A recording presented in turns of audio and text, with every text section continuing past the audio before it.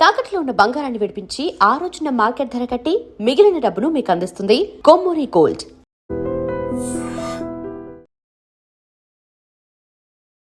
Hello views, welcome to iDream media. Recent గా కొన్ని సంఘటనలు చూస్తుంటే ఎవరికైనా కష్టం అంటే ఆదుకోవాలా వద్దా, ఆదుకుంటే ఎలాంటి కష్టాలని మనం కోరి తెచ్చుకోవాలనే ఆలోచనలు రైజ్ అవుతున్నాయి. రీసెంట్గా విజయనగరం జిల్లా బొబ్బిలి నియోజకవర్గం రాంభద్రాపురం పాతరేగలో జరిగినటువంటి ఒక సంఘటన. సింహాచలం అనే వ్యక్తి తిరుపతి అనే వ్యక్తికి కాస్త డబ్బుల్ని అప్పుగా ఇచ్చాడు.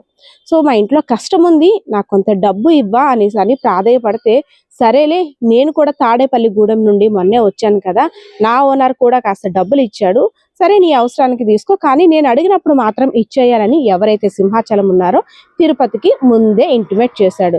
సరే అదే ఉంది, నువ్వు ఎప్పుడు అడిగినా నేను ఇచ్చేస్తానని తిరుపతి తన అవసరం నిమిత్తం డబ్బులు తీసుకున్నాడు. సో సింహాచలానికి డబ్బులు అవసరమయ్యాయి. ఎందుకంటే వలస బ్రతుకు కోసం తాడేపల్లిగూడెం వెళ్ళొచ్చారు కాబట్టి మళ్ళీ నేను ఊరు పయనం అవుతున్నాను, నా డబ్బులు నాకు అరేంజ్ చేయవా అని అడిగాడు. ఇస్తానులే, ఏముంది తొందర ఎందుకు, నాకు కూడా కాస్త డబ్బులు రావాలే, వచ్చాక ఇస్తానులే అంటూ ఒక 2 సార్లు మాట దాటేశాడు. ఎన్నిసార్లు అడిగినా నువ్వు ఇలానే చెప్తున్నావు, డబ్బులు ఇచ్చే ఆలోచన ఉందా లేదా అని సింహాచలం కాస్త గట్టిగానే అడిగాడు తిరుపతిని. నన్నే డబ్బులు అడుగుతావా, నేను ఇవ్వను పో, నచ్చింది చేసుకో, ఎవరితో చెప్పుకుంటావు వారితో చెప్పుకో అని అక్కడ ఫీల్డ్ పట్టుకొని గట్టిగా పిడిగుద్దులు గుద్ది నేలకేసి పడేశాడు. సో వెంటనే సింహాచలం ఎవరైతే అప్పిచ్చారో ఆ వ్యక్తికి తలకి పెద్ద గాయమై కొలేగట్టు మీద పడిపోయారు. కొలేగట్టు మీద పడిన తర్వాత కూడా లేపి ఇంకా బలంగా కొట్టడానికి ప్రయత్నిస్తుంటే గ్రామస్తులంతా కూడా సర్ది చెప్పారు. ఏమయ్యా తిరుపతి, నువ్వు అడగగానే సింహాచలం అప్పు ఇచ్చారు కదా, అప్పు తీర్చే పరిస్థితి ఇదా, ఆయన కష్టం కదా, ఎందుకు ఉంచుకుంటా, ఆయన డబ్బు లేదా ఆయనకి ఇచ్చేయనేసి గ్రామస్తులు చెప్పినా ఆయన వినలేదు. సో దెబ్బలతో పడి ఉన్నటువంటి సింహాచలాన్ని తన ఇంటి వద్దకి చేర్చారు. అప్పటికే ఇంకా ఆరోగ్యం క్షీణిస్తూ ఉంది, తలకి గట్టిగా గాయం అవడంతో, అదే విధంగా పిడిగుద్దులు కూడా గట్టిగా గుద్దడంతో ప్రాణం అలా పోతూనే ఉంది. పొద్దున్న లేచి చూసేసరికి విగత జీవిగా ఎవరైతే సింహాచలం ఉన్నారో ఆ ఇంటి దగ్గర మంచం మీద పడి ఉన్నారు. అయ్యో రాత్రి చిన్న దెబ్బను వదిలేసాము, తెల్లవారి హాస్పిటల్కి వెళ్ళి బాగా చేయించుకోవచ్చు అనుకున్నాము, ఇంత గట్టిగా గుద్ది ప్రాణాలు తీసేంత పని చేశాడా తిరుపతిరావు అని బంధువులు పోలీసులు ఆశ్రయించారు. సో పోలీసులు రంగంలోకి దిగి కేసు నమోదు చేసుకున్నారు. కొన్ని సంఘటనలు చూస్తుంటే అసలు మానవతా విలువలు ఏమైపోతున్నాయి, ఎందుకు కష్టమని ఎవరికైనా కష్టము ఉంది అనేసి ఆదుకోవడానికి ఎవరైనా వస్తే వారికే కోరి కష్టాలు ఎందుకు వస్తున్నాయి? సో ఎవరైతే మృతుడు సింహాచలం ఉన్నారో ఆయన యొక్క భార్య ఆయన తాడేపల్లిగూడెంలో వలస బ్రతుకు కోసం వెళ్ళారు. స్వస్థలమైనటువంటి పాతరేగకి సంక్రాంతి పండుగ సందర్భంగా వచ్చారు. ఇద్దరు కూడా పిల్లలు లేరు. నాకు నువ్వు నీకు నేను అంటూ జీవితం కొనసాగిస్తున్నారు.